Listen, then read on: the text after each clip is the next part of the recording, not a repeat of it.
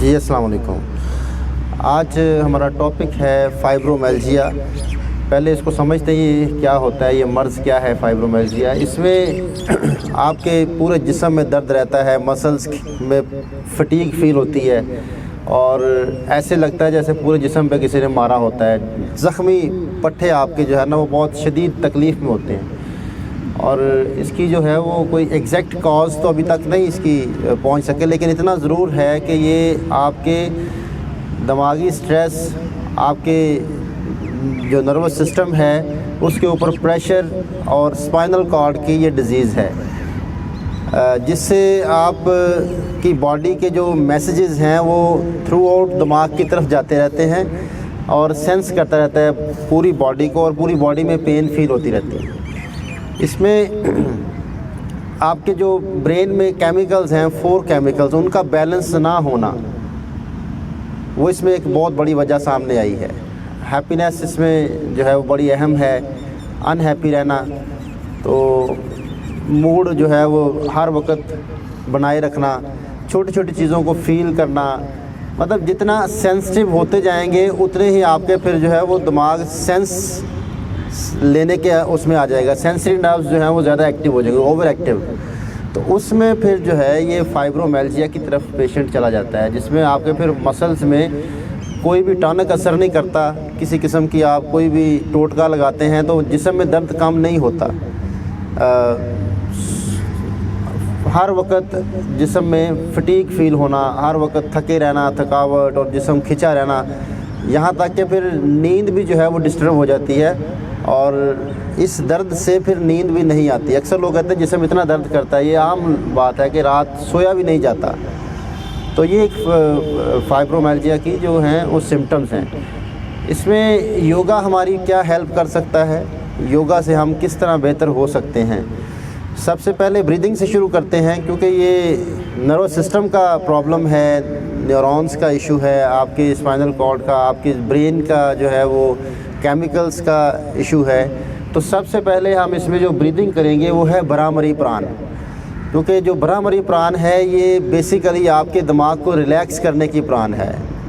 जितना आप mentally relax होंगे आपके केमिकल भी बैलेंस होंगे। जो 4 केमिकल जो ब्रेन से रिलीज़ होते हैं, जो कि आपके हैप्पीनेस के साथ और बहुत सारी चीज़ें इसमें आ जाती हैं, फिर डिस्कस लंबा हो जाएगा।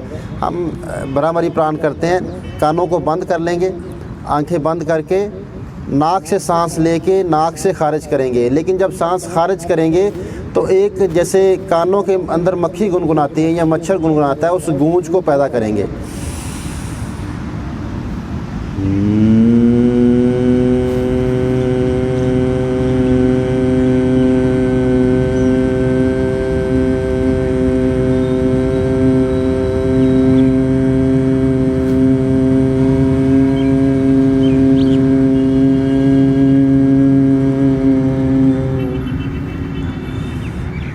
ये भ्रामरी प्राण है, लेकिन भ्रामरी प्राण को डिटेल से समझ लें आज कि अगर ऐसे करना आपके लिए जो है वो सूटेबल नहीं है और आप समझते हैं कि ऐसे लोग देख के जो है वो अच्छा फील नहीं करते। लेकिन भ्रामरी है क्या? भ्रामरी गुनगुनाने को कहते हैं। आप कुछ भी गुनगुना सकते हैं, नात गुनगुना सकते हैं, आप आयात गुनगुना सकते हैं, आप कुछ भी ऐसी चीज़ जो आपको पसंद है। अगर आप गाना गुनगुनाना चाहते हैं जो आपको पसंद हो और जिससे आपका मूड खुशगवार होता हो, उसको गुनगुनाइए। और ज़्यादा इफ़ेक्टिव ये है कि आप उसको साथ सुनते हुए गुनगुनाइए। मतलब कोई चीज़ उसको लगा लें आप, जैसे स्पीकर पे चल रही है, उसके साथ साथ गुनगुनाइए, तो ये भ्रामरी है। इससे आपके दिमाग की रिलैक्सेशन बढ़ जाती है। जितनी रिलैक्सेशन इससे आती है किसी चीज़ से नहीं आती। तो इस ब्रीदिंग का जो नाम भ्रामरी वो इसलिए रखा गया कि गुनगुनाएं सांस निकालते हुए, तो ज़्यादा इफ़ेक्टिव आपको गुनगुनाने से इसका ज़्यादा इफ़ेक्ट आएगा। तो जैसे कि मैंने कहा कि मेंटली डिसऑर्डर आता है, आपके केमिकल्स डिसबैलेंस होते हैं, तो उसमें ये गुनगुनाना बड़ा अहम है। आप मेंटली जितने रिलैक्स होंगे, मेंटली जितने आप खुश होंगे, उतना ज़्यादा आपका जो है ब्रेन के केमिकल बैलेंस होंगे। और इसके साथ हम असाबी जो कमज़ोरी होती है उसको कम करने के लिए एक ब्रीदिंग जिसका नाम ही उसके नाम से है, नाड़ी शोधन। नाड़ी कहते हैं सांप को संस्कृत ज़ुबान में, नाड़ी मतलब आपके जो नर्व्स, नाड़ी शोधन, शोधन उसकी परफेक्शन को कहते हैं कि वो फिट हों, आपके असाब मजबूत हों। तो नाड़ी शोधन करने का तरीका अनुलोम विलोम की तरह ही होता है। ये विष्णु मुद्रा बना लें, 2 उंगलियां फोल्ड कर लें, राइट हैंड की पहली शहादत की उंगली और बड़ी उंगली, और अंगूठे से राइट नोस्ट्रिल बंद कर लें, लेफ़्ट साइड से सांस लें और फिर उसको रोक लें, जितना रोक सकते हैं इजीली, जितना इजीली रोक सकते हैं रोकें। फिर राइट साइड से एक्सेल और फिर राइट साइड से सांस लें, फिर इसको रोक लें, जितना इजीली रोक सकते हैं, जितना रोकेंगे उतना आपको फ़ायदा होगा। फिर लेफ़्ट साइड से एक्सेल। ये ब्रीदिंग करें नाड़ी शोधन। अब आते हैं क्रिया की तरफ। एक क्रिया है वो ख़ास कर जो नर्वस सिस्टम के इशू होते हैं, असाबी कमज़ोरी, असाब के अंदर क़ुव्वत बर्दाश्त कम हो जाना, जिसको योग के 5वें दर्जे में ज़िक्र किया गया, प्रत्याहारा।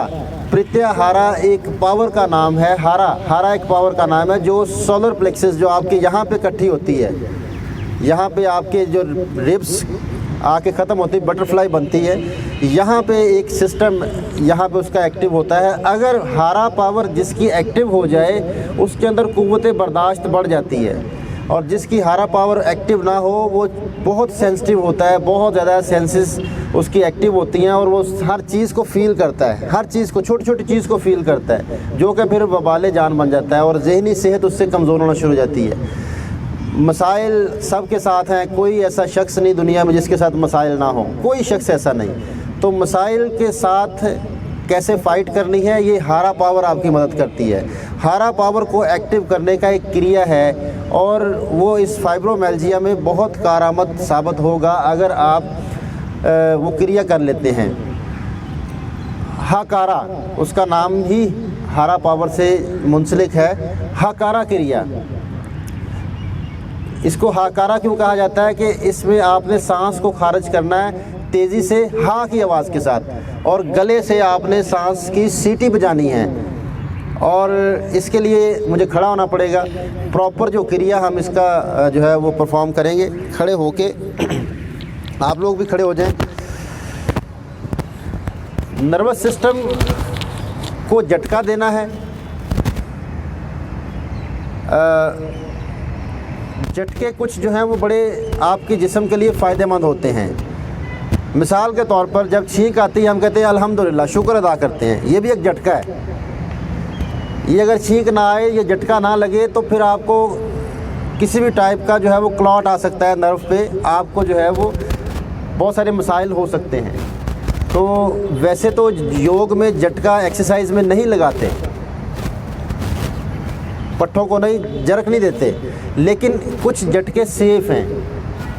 अब आप इसमें सामने हाथ लेके आएंगे, ऐसे लंबा गहरा सांस लेंगे, दोनों एड़ियाँ उठा लेंगे,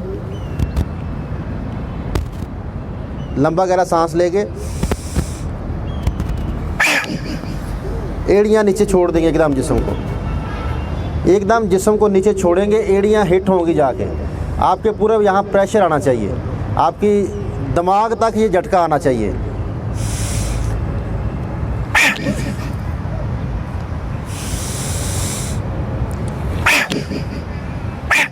यहाँ से आवाज़ सीटी निकालें,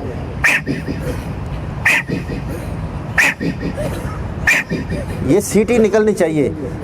ये प्रैक्टिस से होगी, मैं तो बहुत प्रैक्टिस करता हूँ इसकी। तो हाकारा क्रिया जो है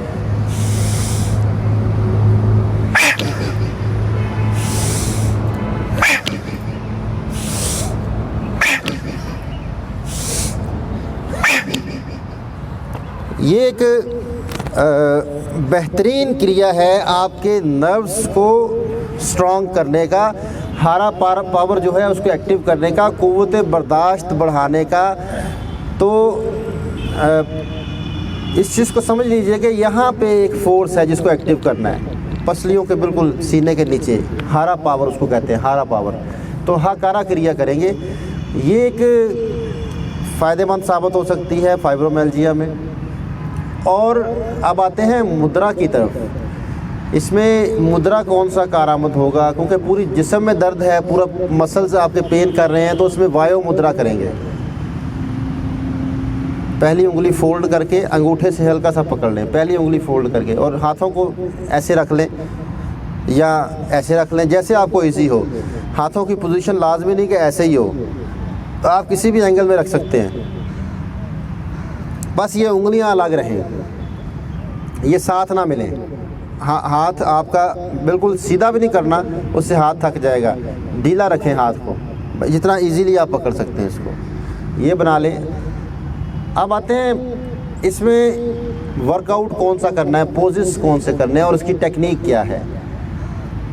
फाइब्रोमाइल्जिया में पोजेस की टेक्निक थोड़ी सी चेंज करनी पड़ेगी।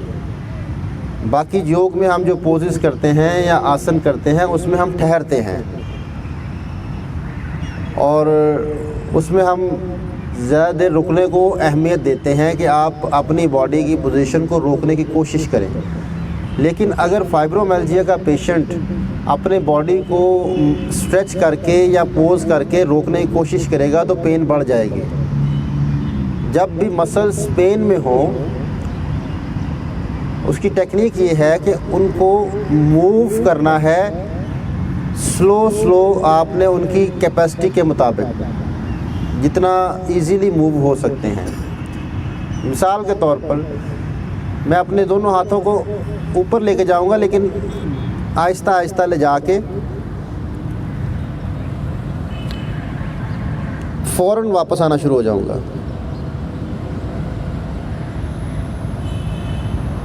रुकूंगा नहीं, साइडों से हाथ ऊपर लेके जाऊंगा,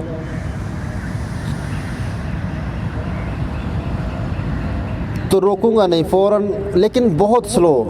आपने अपने दिमाग को इन्वॉल्व करना है। इस तरह मुख्तलिफ आप एक्सरसाइजेस कर सकते हैं। सामने हाथ खोल के उनको हल्का हल्का उंगलियों को फोल्ड करें, लेकिन आहिस्ता, आपके ब्रेन के चाहने से मूवमेंट हो, रुकेंगे नहीं। पंच बना लें, फिर खोल लें।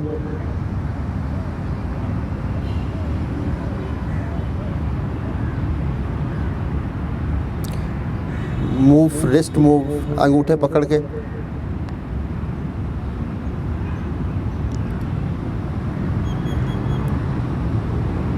दूसरी साइड इसी तरह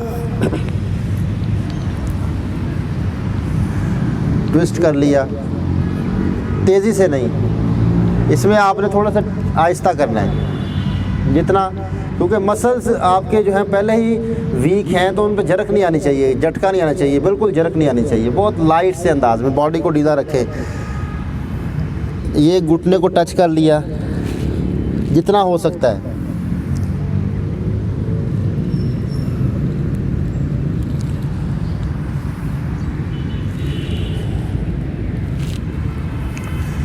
बटरफ्लाई पोज, क्योंकि ये मूड खुशगवार करता है। बटरफ्लाई पोज मूड को हैप्पी करता है। ये इसको ज़्यादा करें, मूवमेंट कर, तेज़ी से नहीं। आप बहुत तेज़ कर रहे हैं, बहुत आहिस्ता से, ऐसे स्पीड से नहीं करना, वो फिर मसल्स की एनर्जी यूज़ होती है, तो इसमें एनर्जी यूज़ नहीं करनी, लाइट। फिर थोड़े से पाँव आगे कर लें, ऐसे एक हाथ इसके ऊपर रखें घुटने पे, दूसरा हाथ साइड पे पीछे रख के अपने बाजू को इस तरफ लेके आएँ और टच करके वापस।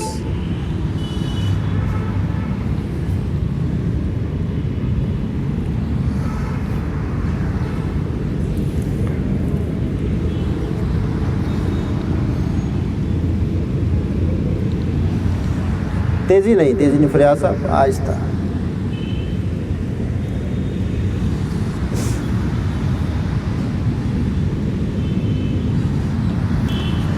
फिर फोल्ड करें और इसमें हम यूँ करते हैं, लेकिन अब आपने ये करना है कि ऐसे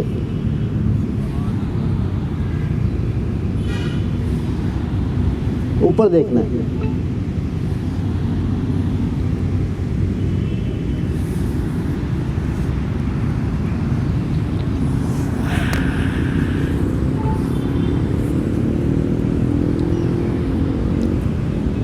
ये आपकी यहाँ स्ट्रेच आएगा।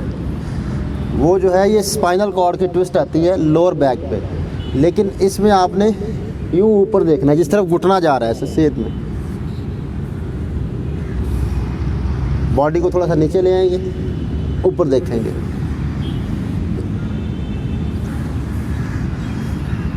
फिर इसके बाद ऐसे उंगलियों के ऊपर बैठे,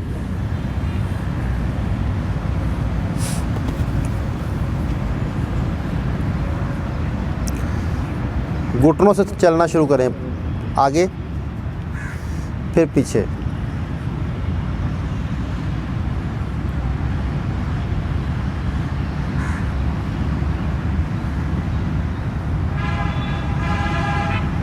घुटनों के ज़रिए थोड़ा सा आगे की तरफ बढ़ना है। पंजे आपके जो हैं वो उंगलियां स्ट्रेच होंगी। फिर वापस, पाँव फिक्स रहेंगे,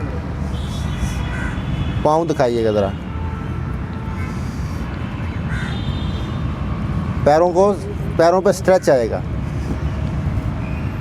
पाँव फिक्स रहेंगे और घुटनों से आपने आगे की तरफ बढ़ना है। फिर वापस, फिर इसी तरह बैठ के अपने पैरों की उंगलियां मूव कर लें। फिर पैरों को आगे पीछे रोकना नहीं है।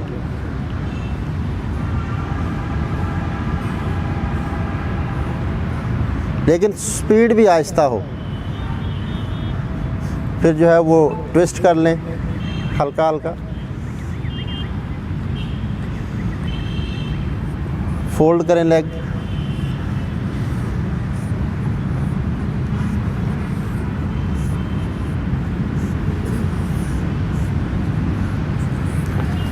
तो इस तरह की एक्सरसाइजेस जो हैं वो फाइब्रोमियल्जिया में आपको फ़ायदा पहुंचा सकती हैं।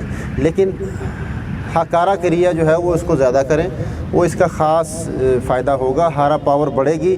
जैसे ही हारा पावर बढ़ेगी तो आपके अंदर क़ुव्वत बर्दाश्त बढ़ जाएगी। हारा पावर का ताल्लुक़ है, जिसके वजह से नाम रखा गया प्रत्याहारा। ये 5वां दर्जा है योग का, प्रत्याहारा। प्रत्याहारा क्या है? प्रत्याहारा एक ऐसी एबिलिटी है इंसान के अंदर, ऐसी एबिलिटी उसके अंदर एक्टिव हो जाती है कि वो दूसरे की इज़्ज़त नफ्स का ख्याल रखना शुरू हो जाता है। इंसल्ट नहीं करता किसी की। उसके अंदर वो कुछ भी हो जाए, किसी भी वक्त कोई भी एक्टिविटी को दूसरा शख्स कर दे उसके ख़िलाफ़, तो वो खामोशी से उसको बर्दाश्त कर लेता है, पीछे हट जाता है। तो हाकारा क्रिया जो है वो इसको ज़रूर कीजिएगा। इसके साथ ही इजाज़त चाहते हैं। Thank you very much.